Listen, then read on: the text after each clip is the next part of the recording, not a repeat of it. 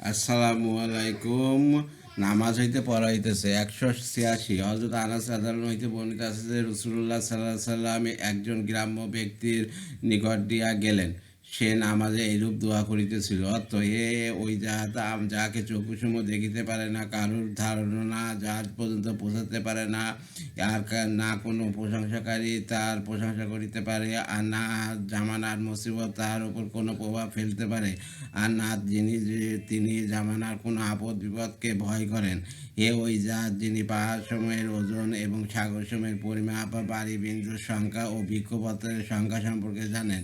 আর ওই জাত যিনি ওই সকল জিনিসকে জানেন যার উপর রাতের আধার ছায়া যায় এবং যার উপর দিন তার আলো বিকরণ করে। না কোনো আসমান অপর আসমানকে তার নিকট হইতে আড়াল করিতে পারে, আর না কোনো জমিন অপর জমিনকে, আর না কোন সমুদ্র ওই জিনিসকে তাহার নিকট হইতে গোপন করিতে পারে যা উহার তলদেশে রহিয়াছে, আর না কোনো পাহাড় ওই জিনিসকে গোপন করিতে পারে যা উহার কঠিন স্তরের ভিতর রহিয়াছে।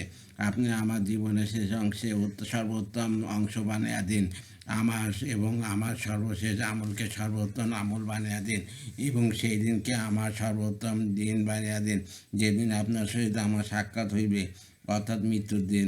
রাসূলুল্লাহ সাল্লাল্লাহু আলাইহি ওয়াসাল্লাম এক ব্যক্তিকে নিযুক্ত করিয়া বলিলেন যে এই ব্যক্তি যখন নামাজ শেষ করিবে তখন তাহাকে আমার নিকট লইয়া আসিবে। অতএব উক্ত ব্যক্তি নামাজের পর রাসূলুল্লাহ সাল্লাল্লাহু আলাইহি ওয়াসাল্লামের খেদমতে হাজির হইল। রাসূলুল্লাহ সাল্লাল্লাহু আলাইহি ওয়াসাল্লামের নিকট কোনো একখানি হইতে কিছু স্বর্ণ হাদিয়া স্বরূপ আসিয়াছিল। তিনিও তাহাকেও সেই স্বর্ণ হাদিয়া স্বরূপ দান করিলেন। অথবা সেই গ্রাম্য লোকটিকে জিজ্ঞাসা করিলেন, তুমি কোন গোত্রের? সে আরজ করিল, ইয়া রাসূলুল্লাহ, বনু আমের গোত্রের। তিনি ইরশাদ করিলেন, আমি তোমাকে এই স্বর্ণ কেন হাদিয়া দিলাম তা কি তুমি জানো? সে আরজ করিল যে, ইয়া রাসূলুল্লাহ, এই জন্য যে আপনার সহিত আমার আত্মীয়তা রহিয়াছে।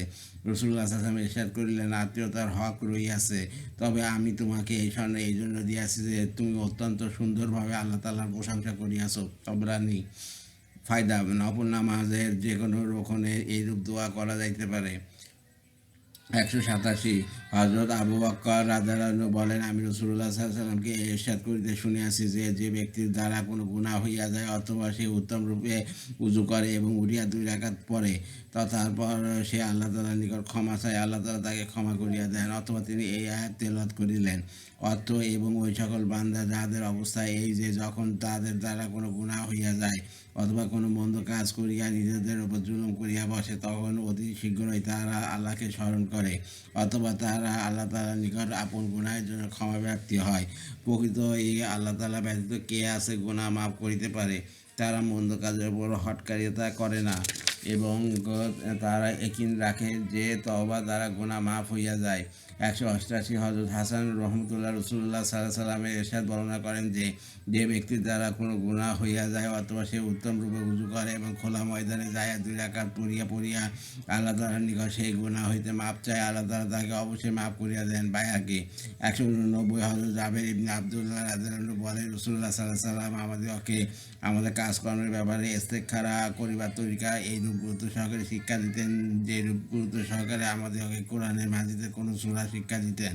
তিনি বলিতেন, যখন কেউ কোনো কাজ করিবার ইচ্ছা করে অথবা আর সে উহার পরিণতি সম্পর্কে চিন্তিত হয়, তখন তার এইভাবে ইস্তেখারা করা উচিত যে সে প্রথমে 2 রাকাত নফল পড়িয়া লইবে অথবা এইভাবে দোয়া করিবে, অর্থ, হায় আল্লাহ, আমি আপনার নিকট আপনার ইলমের মাধ্যমে কল্যাণ কামনা করি, আপনার কুদরত দ্বারা শক্তি চাই এবং আপনার নিকট আপনার মহান অনুগ্রহ প্রার্থনা করি, কেননা আপনি প্রত্যেক কাজের কুদরত ও ক্ষমতা রাখেন আর আমি কোনো কাজের ক্ষমতা রাখি না। আপনি সব কিছু জানেন আর আমি কিছুই জানি না, এবং আপনি সমস্ত গোপন বিষয়কে অতি উত্তম রূপে জানেন। আয় আল্লাহ, যদি আপনার ইলম অনুযায়ী এই কাজ আমার দিন ও আমার দুনিয়া ও পরিণতি হিসাবে আমার জন্য কল্যাণকর হয়, তবে উহা আমার জন্য নির্ধারিত করিয়া দিন এবং সহজ করিয়া দিন, অথবা উহার মধ্যে আমার জন্য বরকত দান করুন। আর যদি আপনার ইলম অনুযায়ী এই কাজ করা আমার দিন এবং আমার দুনিয়া ও পরিণতি হিসাবে আমার জন্য কল্যাণকর না হয়, তবে এই কাজকে আমার নিকট হইতে পৃথক রাখুন এবং আমাকে উহা হইতে বিরত রাখুন, এবং যেখানে যে কাজেই আমার জন্য কল্যাণ থাকে তা আমাকে নসিব করুন, অথবা আমাকে সেই কাজের উপর সন্তুষ্ট নিশ্চিন্ত করিয়া দিন।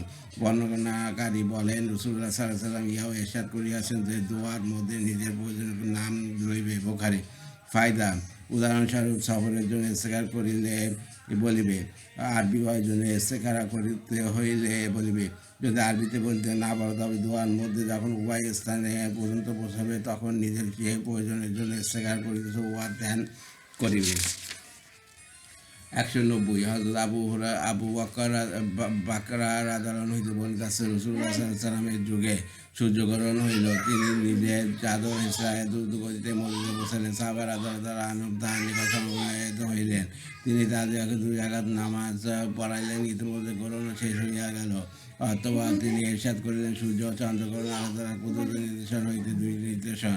কারো মৃত্যুর কারণে গ্রহণ হয় না, বরং জমিন আসমানের সোনার মাখলুকের ন্যায় তাদের উপরও আল্লাহ তাআলার হুকুম চলে। তাদের আলো ও অন্ধকার আল্লাহ তাআলার হাতে। অতএব যখন সূর্য ও চন্দ্রগ্রহণ হয় তখন নামাজ ও দোয়ায় মশগুল থাকো, যতক্ষণ না উহাদের গ্রহণ শেষ হইয়া যায়। রাসূলুল্লাহ সাল্লাল্লাহু আলাইহি ওয়াসাল্লাম সাহাবারা হযরত ইব্রাহিম আলাইহিস সালামকে যেহেতু সেই দিন ইন্তেকাল হইয়াছিল, সেহেতু কেউ কেউ বলিতে লাগিয়াছিল যে এই গ্রহণ তার মৃত্যুর কারণে হইয়াছে।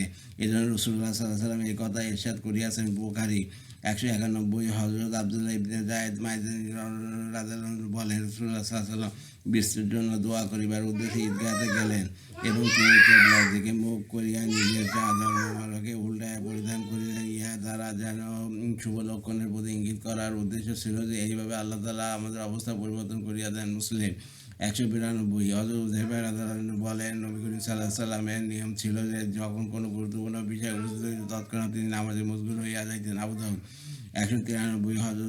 হযরত মামার রহমতুল্লাহ একজন কুরাইশী ব্যক্তি হইতে বর্ণনা করেন যে নবী করিম সাল্লাল্লাহু আলাইহি ওয়াসাল্লামের পরিবারের উপর যখন খরচপত্রের কোনো প্রকার অভাব হইত তখন তিনি তাদেরকে নামাজের হুকুম করিতেন এবং এই আয়াত তেলাওয়াত করিতেন। অর্থ, নিজের পরিবারস্থ লোকদেরকে নামাজের হুকুম করুন এবং নিজেও নামাজে পাবন্দী করুন। আমরা আপনার নিকট রিজক চাই না, রিজিক আপনাকে আমরা দিব এবং উত্তম পরিণতি এত এক কেবল পরহেজগারী। 194। হযরত আব্দুল্লাহ ইবনে আবি আসলামি রাদিয়াল্লাহু বলেন, রাসূলুল্লাহ সাল্লাল্লাহু আলাইহি ওয়াসাল্লাম আমাদের নিকট আসিলেন এবং ইরশাদ করিলেন, যে কোনো ব্যক্তি যে কোনো প্রয়োজন দেখা দেয় উহার সম্পর্কে আল্লাহ তাআলার সহিত হোক বা মাখলুকের মধ্যে কারোর সহিত হোক, তাহারা উচিত যে উযু করিয়া 2 রাকাত নামাজ পড়ে অথবা এইভাবে দোয়া করে, অত আল্লাহ তাআলা ব্যতীত কোনো মাবুদ নেই, তিনি বড় ধৈর্যশীল, অত্যন্ত দয়াবান। আল্লাহ তাআলা সকল দোষ হইতে পবিত্র, আরশে আজিমের মালিক। সমস্ত প্রশংসা আল্লাহ তাআলার জন্য, যিনি সমস্ত জগতের পালনকর্তা। আয় আল্লাহ, আমি আপনার নিকট ওই সকল জিনিস চাইতেছি যা আপনার রহমতকে অজীব করে এবং যাহা দ্বারা আপনার মাগফিরাত নিশ্চিত হইয়া যায়। আমি আপনার নিকট সকল নেক কাজ হইতে অংশ এবং সকল গুনাহ হইতে নিরাপদ থাকার প্রার্থনা করিতেছি। আমি আপনার নিকট ইহাও চাই যে আমার এমন কোনো গুনাহ বাকি না রাখেন যা আপনি ক্ষমা করিয়া না দেন, আর না এমন কোনো চিন্তা যা আপনি দূর করিয়া না দেন, আর না এমন কোনো প্রয়োজন মিটাতে বাকি রাখেন যাতে আপনার সন্তুষ্টি রহিয়াছে। এই দোয়ার পর দুনিয়া আখিরাত সম্পর্কে যা ইচ্ছা চাইবে তা সে পাইবে। ইবনে মাজাহ 195। হযরত আব্দুল্লাহ ইবনে মাসউদ রাদিয়াল্লাহু বলেন, এক ব্যক্তি নবী করিম সাল্লাল্লাহু আলাইহি ওয়াসাল্লামের খেদমতে উপস্থিত হইয়া আরজ করিল, ইয়া রাসূলুল্লাহ, আমি ব্যবসার উদ্দেশ্যে বাইরান যাইতে চাই। রাসূলুল্লাহ সাল্লাল্লাহু আলাইহি ওয়াসাল্লাম ইরশাদ করিলেন, সফরের পূর্বে 2 রাকাত নফল পড়িয়া লও। তাবরানী 196। হযরত আবু হুরায়রা রাদিয়াল্লাহু হইতে বর্ণিত আছে যে নবী করিম সাল্লাল্লাহু আলাইহি ওয়াসাল্লাম ইরশাদ করিয়াছেন, যখন তুমি ঘরে প্রবেশ করো তখন 2 রাকাত নামাজ পড়িয়া লও। এই 2 রাকাত তোমাকে ঘরে প্রবেশের পরে খারাপি হইতে বাঁচাইবে। এমনকি ঘর হইতে বাহির হওয়ার পূর্বে 2 রাকাত পড়িয়া লও। এই 2 রাকাত তোমাকে বাহির হওয়ার পরের খারাপি হইতে বাঁচাইবে। 197। হযরত উবাই ইবনে কাব রাদিয়াল্লাহু হইতে বর্ণিত আছে যে রাসূলুল্লাহ সাল্লাল্লাহু আলাইহি ওয়াসাল্লাম আমাকে ইরশাদ করিলেন, তুমি কি নামাজের শুরুতে কি পড়ো? হযরত কাব রাদিয়াল্লাহু বলেন, আমি সূরা ফাতিহা পড়িলাম। রাসূলুল্লাহ সাল্লাল্লাহু আলাইহি ওয়াসাল্লাম ইরশাদ করিলেন, সেই পাক জাতের কসম যার হাতে আমার প্রাণ, আল্লাহ তাআলা এইরূপ কোন সূরা না তাওরাতে, না ইনজিলে, না জাবুরে, না বাকি কোরআনের নাযিল করিয়াছেন। ইহাই সেই সূরা ফাতিহার 7 আয়াত যা প্রত্যেক নামাজে বারবার পড়া হয়।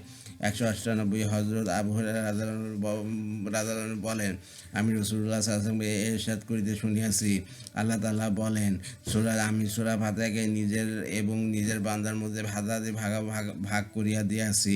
প্রথম অধ্যায়ের সম্পর্ক আমার সহিত আর দ্বিতীয় অধ্যায়ের সম্পর্ক আমার বান্দার সহিত। আমার বান্দা তা পাইবে যা সে চাইবে। যখন বান্দা বলে সমস্ত প্রশংসা আল্লাহর জন্য, যিনি সমস্ত জগতের পালনকর্তা। তখন আল্লাহ তাআলা ইরশাদ করেন, আমার বান্দা আমার গুণ বর্ণনা করিয়াছে। যখন বান্দা বলে, যিনি বড় মেহেরবান অত্যন্ত দয়ালু, তখন আল্লাহ তাআলা ইরশাদ করেন, বান্দা তো আমার প্রশংসা করিয়াছে। যখন বান্দা বলে, যিনি পুরস্কার ও শান্তি দিনের মালিক, তখন আল্লাহ পাক ইরশাদ করেন, আমার বান্দা আমার মহত্ব বর্ণনা করিয়াছে। বান্দা যখন বলে, আমরা আপনার ইবাদত করি, আপনারই নিকট সাহায্য প্রার্থনা করি, তখন আল্লাহ তাআলা ইরশাদ করেন, ইয়া আমার ও আমার বান্দার মধ্যে, অর্থাৎ ইবাদত করা আমার জন্য আর সাহায্য প্রার্থনা করা বান্দার প্রয়োজন, এবং আমার বান্দা যা চাইবে তাকে দেওয়া হইবে। যখন বান্দা বলে, আমাদেরকে সোজা পথে পরিচালনা করুন, ওই সকল লোকদের পথে যাদের উপর আপনি মেহেরবানি করিয়াছেন, তাদের পথে যারা পথভ্রষ্ট হইয়াছে, তখন আল্লাহ তাআলা বলেন, সূরার এই অংশ কেবল আমার বান্দার জন্য, আর আমার বান্দা যা চাইয়াছে তা সে পাইয়াছে। মুসলিম। এই রিপন কুরাস হচ্ছে আমার ফেসবুক পেজ। এই পর্যন্ত হচ্ছে মুনতাকিব হাদিসের নামাজ হইতে পড়া হয়েছে। আর আমার ফেসবুক এই ইউটিউব চ্যানেল হচ্ছে রিপন কুরাস, ওইটাকে সাবস্ক্রাইব করবেন, দয়া করে লাইক কমেন্ট শেয়ার দেবেন আমার ভিডিওতে বেশি থেকে বেশি, এতে আমি উৎসাহিত হই। আর রিপন কুরাস হচ্ছে আমার ফেসবুক পেজের নাম, ওইটাকে আপনারা ফলো রাখবেন। সবাই ভালো থাকবেন, সুস্থ থাকবেন, স্বাভাবিক থাকবেন। আল্লাহ হাফিজ।